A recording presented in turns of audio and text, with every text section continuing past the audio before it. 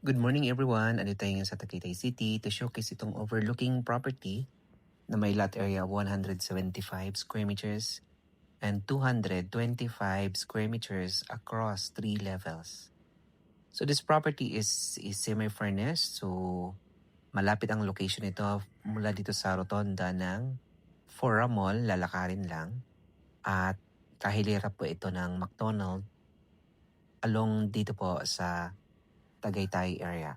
So this is a overlooking property at ito yung ground floor area. So it has 4 bedrooms and 3 bathroom.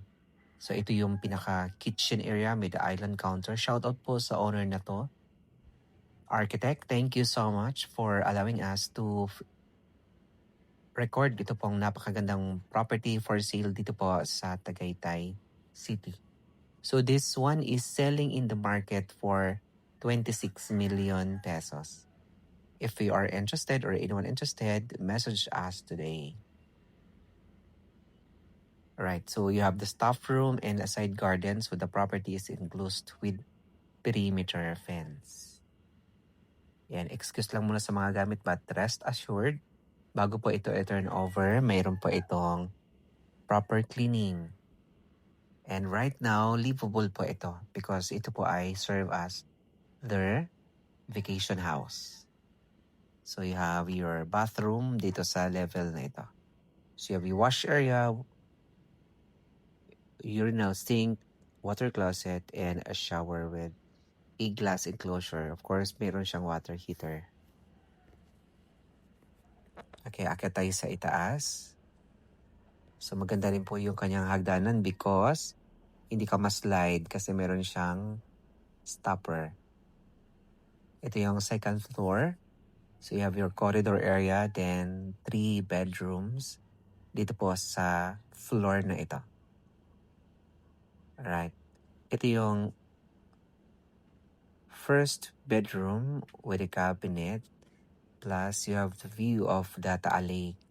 So, magugustuhan niyo po itong property na to lalo na doon sa pinaka-roof deck area because there is a bedroom in a bathroom plus the view. Shout out po sa lahat ng ating manonood sa buong mundo. Maraming salamat po, lalo na ikaw na nanonood ngayon nito pang ating house tour video. Shout out sa iyo, master bedroom area po ito. And right now meron kang California king size bed with a TV and a walk-in closet bathroom. Ayan. Maganda ang bathroom. Ayan. Premium ang materials nito.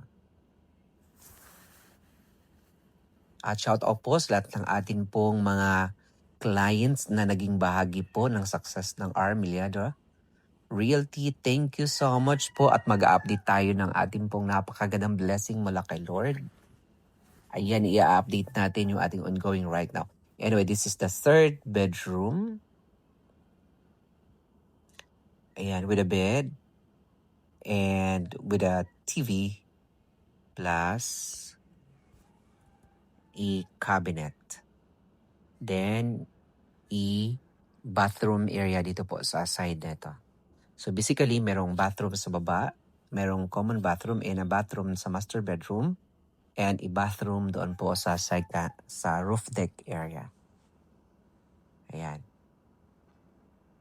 Then, tingnan natin po sa third level, dito po sa roof deck area. Dito napakaganda ng view dahil kitang-kita mo yung view ng Taal Lake. So, overlooking property at ang ganda ng structural design.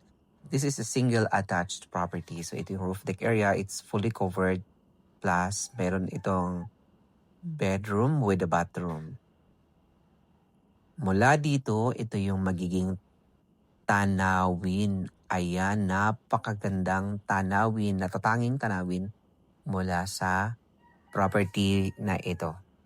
Ayan, dito sa side na to, sa roof deck area, meron ditong bedroom with a bathroom. Ayan, o di ba ang ganda? Plus, bathroom dito sa side na to. O, di ba na-maximize lahat ang ating napakagandang property dito po sa Tagaytay City. So if you are interested or anyone interested to check out this one, message us today. So balik tayo sa ibaba. At ganito ang preview. So you have your stairs, punta dito sa second level, plus 3 bedrooms with 2 bathroom because master bedroom has that bathroom. Ayan. So pinapakita natin, ayan ang ganda at ang linis ng property. Then bababa tayong muli. Tingnan natin yung pinaka ground floor area. So lahat dito pa ay permanent structure. So lahat yan ay permanent structure. So this is a clean title. At mayroon silang napakagandang Christmas tree. So this is the ground floor area, the kitchen, and your receiving area. Plus doon sa other side, malapit sa mounted wall, ay meron kang isang staff room. Then this is the 2-car garage area. It's enclosed with perimeter fence. This is the facade of the property. Yeah, look at that. Thank you so much, guys, and I hope to see you our next one. God bless everyone.